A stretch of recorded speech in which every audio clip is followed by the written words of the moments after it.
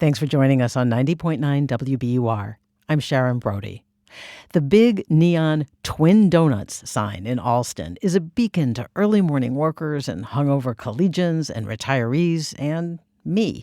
This 70-year-old shop is known for its cheap omelets, hash browns, and of course, its donuts. But now, the folks who run it say the numbers just don't add up anymore. Twin Donuts is closing and taking a piece of Boston's soul with it.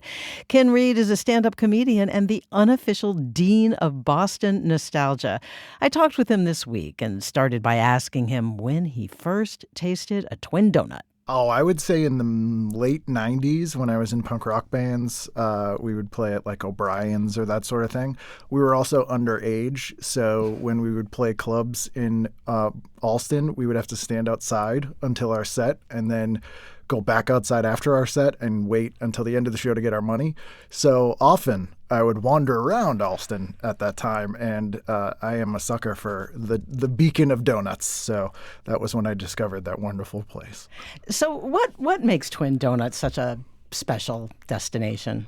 It's one of the few remaining aspects of old Boston, especially in Allston. And obviously the sign is iconic. It's that very googie 50s sort of noirish sign, and it's well located. But there are so few remnants of Boston from 1955, 1985. There's not a lot from 1995 at this point. And Allston especially is, I used to joke, to live in Allston, you have to be in a band or in college or both.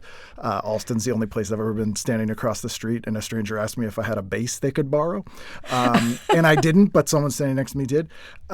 So it's sort of an iconic piece of everybody's youth.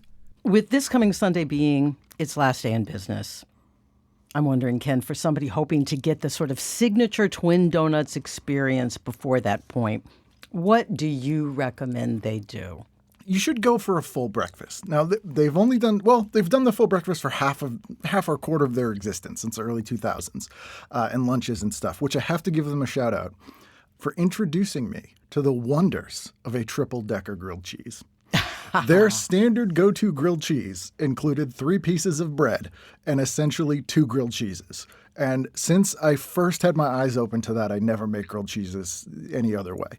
But go early. You need to go when there are people who are getting off night shifts or going to work, even on a Saturday. Get something savory, greasy, and always get a donut on the side or a little preamble. Sometimes I'll have a donut while I'm waiting. What about eavesdropping? You know, one of my favorite overheard breakfast conversations was 2 guys were arguing, and this guy kept repeating the same phrase, "Well, does it make you any money, Murray?" And I never heard what it was, or I assumed the other man was Murray. And he never answered. So, you know, it's that kind of thing where now, does it make you any money, Murray? That lives in my head forever. Now mine, too. Yeah. This is really just the latest in a pretty long line of closures of iconic businesses in Greater Boston, as we're all pretty aware. What is your take on that? I think we're headed in that direction generally. I think the pandemic accelerated it by about a decade and a half. And it's not great. I couldn't give people directions these days without mentioning the phrase, which used to be. And so it's a reminder that we're getting older and things change, which is going to happen, is bound to happen. But you still want some of those places left, you know? Ken Reed, thank you. Thank you. Underneath the Twin Donut sign, oh my. Underneath the Twin Donut